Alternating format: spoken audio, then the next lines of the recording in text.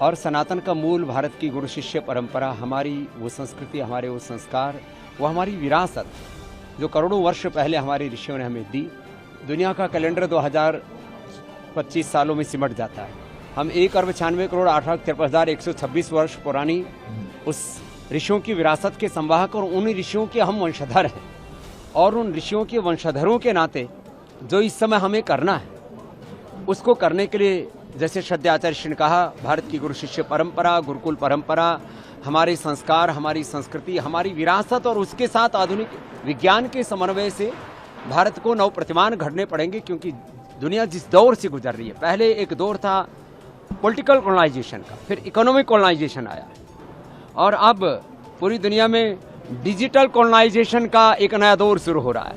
और इन सब के बीच में सनातन जो शाश्वत है, उस सनातन के शाश्वत मूल्यों को लेकर के पूरी दुनिया एक बहुत बड़ी अपेक्षा रखती है भारत से।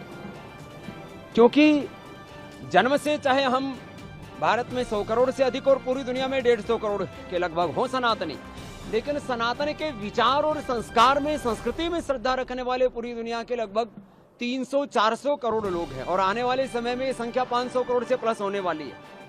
इस्लाम अपने अलग कारणों से एक्सपोज हो चुका है, ईसाईयत अपने अलग कारणों से एक्सपोज हो चुकी है, और अमेरिका टैरिफ वार के चलते या टैरिफ टेररिज्म के चलते अलग तरह से एक्सपोज हो चुका है।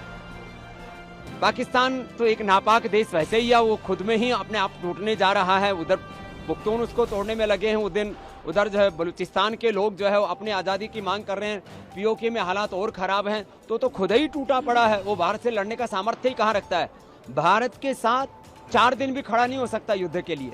अब तो मुझे लगता है थोड़े दिनों में हमें अगला गुरुकुल एक कराची में और अगला लाहौर में बनाना पड़ेगा, और वहीं से हमारी गुरुकुलीय संस्कृति प्रारंभ हुई थी महर्षि दयानंद ने, और वहीं से ये अभियान अब वापस चलेगा। तो 3 गुरुकुल पूज्य आचार्य जी यहाँ बनाएंगे, हम अगला गुरुकुल कराची और लाहौर में बनाएंगे।